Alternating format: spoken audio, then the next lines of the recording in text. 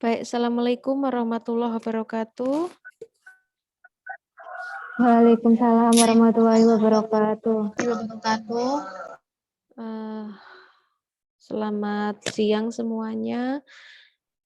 Kali ini Bu Betty akan memberikan penjelasan penguatan terkait dengan anggaran pengeluaran modal yang sudah disusun oleh kelompok yang hari ini bertugas ya.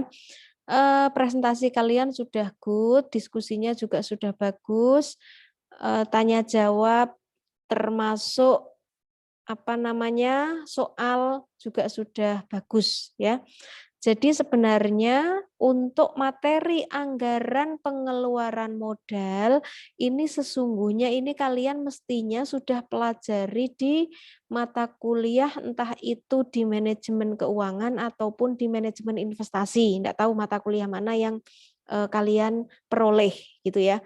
Jadi intinya anggaran pengeluaran modal itu dibuat sesuai dengan kebutuhan perusahaan manakala perusahaan itu akan ada pengeluaran modal. Nah, pengeluaran modal sendiri bisa berupa macam-macam ya.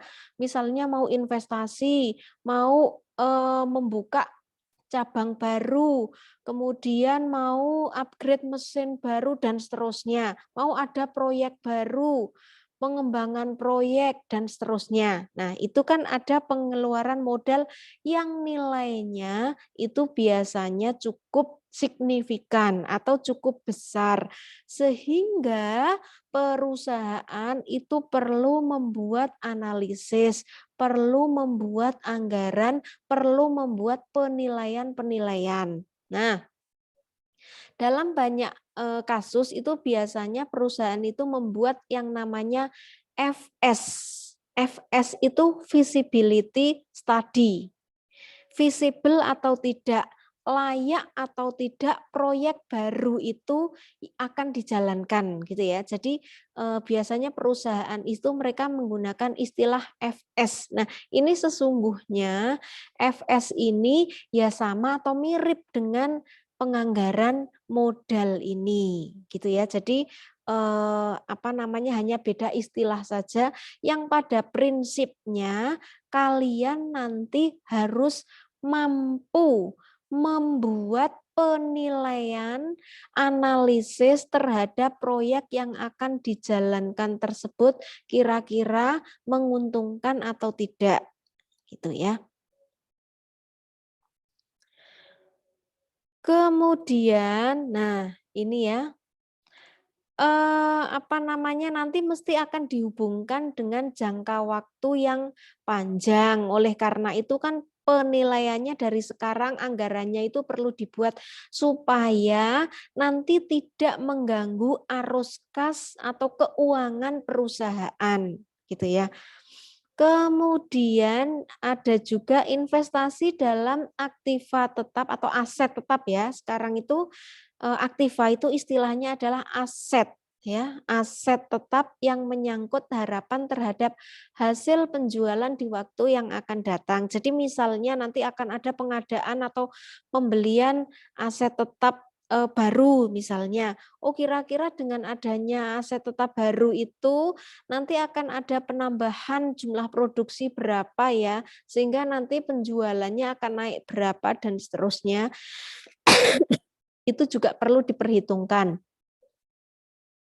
Karena biasanya pengeluaran modal seperti ini itu dalam kapasitas yang besar dan kesalahan dalam pengambilan keputusan itu bisa berakibat buruk, bahkan akibatnya itu bisa dalam jangka panjang. Apalagi kalau modal yang digunakan untuk investasi atau perluasan usaha tersebut itu diperoleh dari hutang gitu ya, sehingga memang perhitungannya harus matang, anggarannya, penilaiannya, analisisnya harus dibuat yang matang dengan penuh perhitungan gitu ya.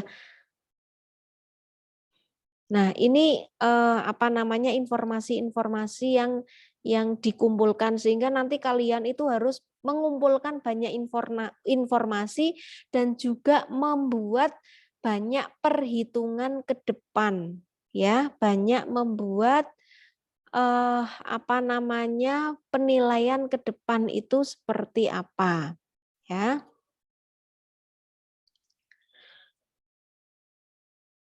Termasuk menilai efisiensi, gitu. Nah, yang terpenting di sini, nanti kan pada akhirnya kalian akan dihadapkan pada beberapa jenis keputusan seperti ini, misalnya penambahan dan perluasan fasilitas, pembuatan produk baru, inovasi dan perluasan produk, mau menyewa atau membuat atau membeli peralatan dan seterusnya. Ini biasanya kalian juga sudah memperhitungkan atau membuat analisis-analisis keputusan seperti ini di mata kuliah akuntansi manajemen kan biasanya ada. Atau penyesuaian fasilitas dan peralatan dengan peraturan pemerintah dan seterusnya gitu ya, ataupun keputusan-keputusan lain. Nah, cara penilaiannya itu setidaknya ada beberapa hal setidaknya ya, karena memang ada beberapa penilaian investasi yang harus kalian lakukan. Kalau payback period itu dia memperhitungkan kira-kira kapan investasi kalian akan kembali. Payback itu seperti itu. Misalnya kalian sekarang sudah keluar modal 1 miliar. Kira-kira jangka waktu untuk proyek itu akan berapa lama? Kemudian setiap periode itu kalian menerima berapa uang yang akan kembali itu berapa atau dari penjualan itu berapa atau akan dapat laba berapa. Nah, laba itu kemudian nanti dihitung, oh setelah 5 tahun misalnya investasi 1 miliar itu akan kembali gitu ya. Kalau terlalu lama itu juga perlu dipertimbangkan kembali. Jadi payback itu baru sekedar menghitung kira-kira kapan investasi kalian akan kembali atau balik modal gitu ya. Itu payback. Kemudian yang sering dipakai itu adalah net present value. Jadi biasanya tidak, kalau payback period itu kan baru menjawab kapan investasi kalian kembali, tapi belum bisa menjawab ini menguntungkan atau tidak. Belum sampai ke sana. Nah, kalau di net present value itu nanti investasi awal atau modal awal akan dibandingkan dengan present value keuntungan yang akan kalian peroleh. Oh, misalnya tahun pertama kalian dapat keuntungan misalnya 300 juta, tahun kedua 500 juta, dan seterusnya, itu nanti akan di present value-kan, didiskontokan dengan tingkat bunga sekarang. Gitu ya. Jadi dibagi dengan prosentase bunga. Jadi kalau misalnya terimanya nanti 300 juta tahun yang akan datang, itu kalau dikalkulasikan diterima sekarang itu kan mestinya kurang dari 300 juta atau hanya misalnya 280 atau 90-an juta gitu ya, tergantung tingkat suku bunga gitu. Nah, kemudian itu akan dijumlahkan dengan perkiraan penerimaan dibandingkan dengan investasi awal atau modal awal. Kalau ketemunya masih positif, biasanya akan dipertimbangkan. Kemudian yang penilaian investasi yang paling sederhana yang biasanya pengusaha lakukan itu adalah dengan membandingkan dengan tingkat suku bunga. Misalnya kalian investasi 1 miliar. Nah, 1 miliar misalnya berdasarkan analisis perkiraan kalian, 1 miliar itu nanti akan kembali selama 3 tahun misalnya. Oh, nanti kembalinya misalnya 1,5 miliar. Oh, berarti itu menguntungkan karena biasanya pembandingnya itu adalah laba deposito. Laba deposito itu artinya begini, bagaimana Kalau misalnya uang 1 miliar itu tidak kalian gunakan untuk investasi, tidak kalian gunakan untuk membuka pabrik baru, tetapi kalian depositokan. Rata-rata kan sekarang bunga deposito itu 1 tahun misalnya 4%, 5%, paling banter 6% setahun. Oh, tinggal dihitung.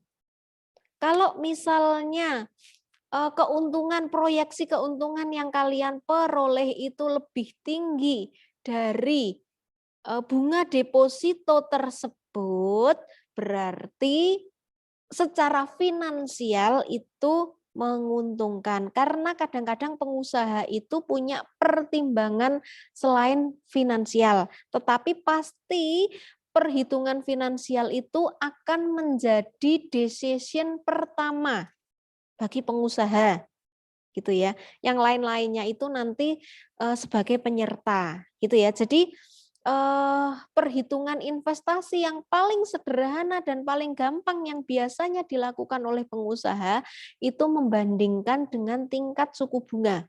Kira-kira keuntungannya itu lebih tinggi dibandingkan ketika dia tidak usah ngapa-ngapain, tinggal duduk aja, uangnya didepositokan di bank atau di lembaga keuangan yang lain, kira-kira dapat keuntungan berapa dibandingkan dengan keuntungan ketika uangnya atau modalnya itu diputarkan untuk usaha, gitu ya. Itu adalah penilaian investasi yang paling sederhana, gitu ya. Nah, profitabilitas indeks ini juga prinsipnya sama, membandingkan dengan present value keuntungan yang diperoleh dan juga present value modal yang dikeluarkan. Itu.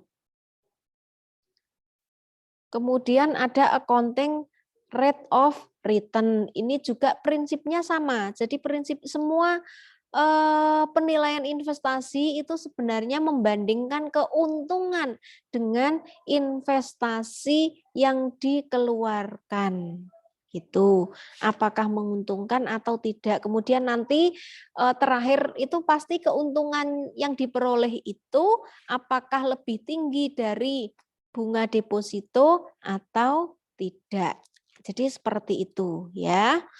Ini contoh-contoh soalnya gitu.